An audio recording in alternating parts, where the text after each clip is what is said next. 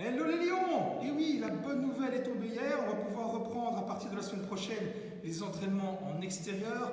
Comme je vous l'ai montré dans la vidéo de la semaine passée, on a 7 beaux emplacements là dehors, 20 mètres carrés par personne, c'est bien plus que suffisant. On attend les pompes pour pouvoir se stériliser les mains entre chaque WOD. On va devoir un petit peu réorganiser bien sûr tout l'horaire, on va faire vraiment ça bien et d'ici quelques jours on va vous faire une belle déclaration officielle où tout sera bien expliqué en détail.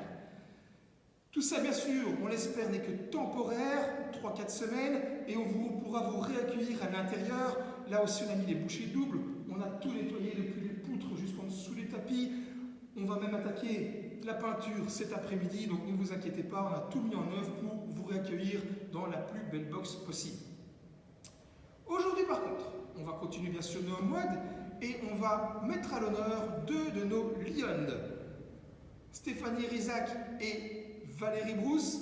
Ce qu'on va faire pour elles aujourd'hui, c'est reprendre deux des WOD qu'elles ont créés pendant ce lockdown. Elles ont été super actives pendant tout ce confinement. Elles ont suivi nos WOD, elles en ont créé elles-mêmes.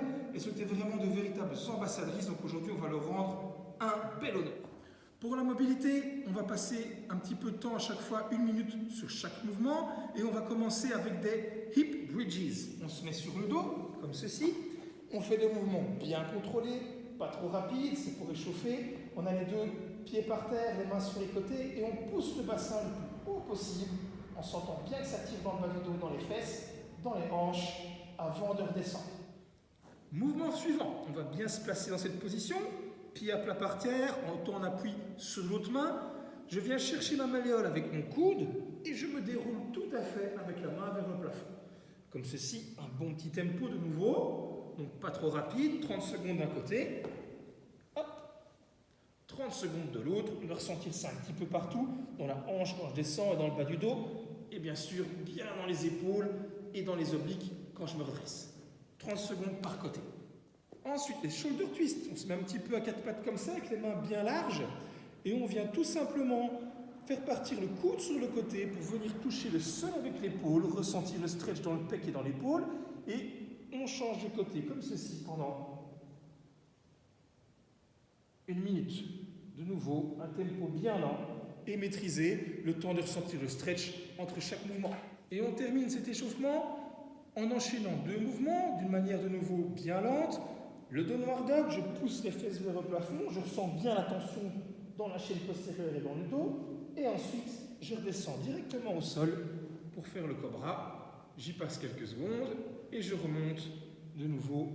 Ressentir la tension ici derrière et bien dans le bas du dos et dans la poitrine là en bas. Ça, ce sera tout donc pour le warm-up. Alors, pour le WOD, je dirais même pour les 2 WOD, on met donc, comme je l'ai dit, à l'honneur de 2 lionnes, Val et Steph. Et la première partie, surnommée Val, est un AMRAP de 20 minutes. 4 mouvements, 20 reps par mouvement. Tout ça, ce sera effectué avec un sac à dos. Premier mouvement, 20 reps donc. Des simples squats avec le sac à dos sur le dos. On descend bien droit comme d'habitude, on brise la parallèle, on se redresse. On essaie de ne pas trop se voûter sous le poids du sac et 20 beaux squats. On garde le sac sur le dos et on enchaîne avec les fentes à levant, alternés. 20 au total, bien droit, je me redresse, extension des hanches, les 2 pieds sur la même ligne.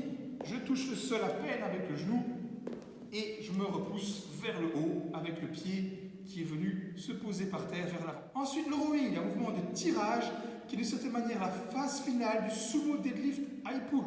On va absolument pas céder des jambes ici et on va faire ce mouvement d'une manière stricte en se servant du haut du dos. On commence avec les coudes bien tendus et on vient tirer le sac jusqu'aux clavicules, les coudes bien hauts. Et comme je l'ai dit, on se sert vraiment du haut des dorsaux pour ramener cet objet au niveau des clavicules, pas plus haut. Et ensuite, un mouvement qu'on ne fait quasiment jamais dans le crossfit, même qui est un petit peu proscrit, on va dire, mais de temps en temps, ça peut être fun. Et là, ça va l'être, ce sont des biceps curls. 20 de nouveau, 10 par bras. Vous pouvez choisir de faire 10-10 ou 5-5-5, ça c'est à vous de voir. Mais vous allez voir, ça brûle assez vite. Biceps curls, le coude bien tendu, je viens ramener mon pouce contre l'épaule. Donc 10 d'un côté et 10 de l'autre, bien revenir à chaque fois sur l'extension totale du bras, restez bien droit, ne vous voûtez pas vers l'avant. Donc la partie VAL, un AMRAP de 20 minutes, 4 mouvements, 20 répétitions, les squats, les fentes, les tirages et les biceps curls. Avant d'attaquer le deuxième mode, le step, on va prendre une bonne grosse pause, maximum 10 minutes, on ne va pas trop se refroidir non plus, mais on voudrait le faire de la manière la plus efficace possible. Là, c'est fort time. Le step est fort time le plus vite possible, avec deux bons vieux mouvements, les sit-ups et des Russian swing qu'on va refaire avec le sac à dos. Là, il faudra faire un petit peu attention à la structure. Les sit-ups vont augmenter par paire, donc 2, 4, 6, ainsi de suite, jusqu'à 20. Les swings, par contre, eux, vont diminuer. On commence par 20, ensuite 18, et ainsi de suite, jusqu'à arriver à 4 et 2. Donc le premier tour, ce sera 2 sit-ups, 20 swings, et ensuite 4 sit-ups, 18 swings, et ainsi de suite, jusqu'à arriver à la fin, où ce sera 20 sit-ups et 2 swings. Les sit-ups, on ne change pas le bonnet formule qui marche. Les deux pieds sont joints devant, on part vers l'arrière en touchant le sol avec les mains, on revient avec les abdos bien serrés, le menton en premier pour ne pas être trop courbé vers l'avant, et on vient toucher les gros orteils, si pas même le sol devant les pieds. Les swings, les pieds larges, on chope le sac par la hanche avec les deux mains l'une près de l'autre, on connaît le mouvement, on reste bien droit, on laisse partir l'objet vers l'arrière et on l'éjecte d'une certaine manière avec les hanches. Les Russian swing, donc, on ne va pas plus haut que le visage, on ne va pas au-dessus de la tête, on se limite simplement à l'expulser avec les mains qui passent un tout petit peu plus haut que le plan des épaules. Ça va? Donc n'oubliez pas de faire attention à la structure, les sit-ups augmentent par 2, les swings diminuent par 2 jusqu'à arriver à 20 sit-ups et 2 swings. Voilà, j'espère que ce mode vous a plu et n'hésitez pas bien sûr à remercier Valérie et Steph.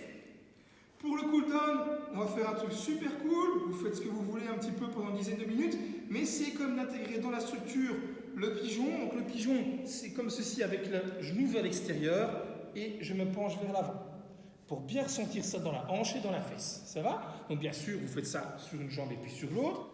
Et essayez aussi d'intégrer dans votre petite routine la bonne vieille pose de l'enfant. On se détend tout à fait avec les fesses qui vont vers les talons et on laisse tomber la tête par terre. Ça va? Donc, essayez de faire quelque chose de bien cool pendant une dizaine de minutes pour bien récupérer.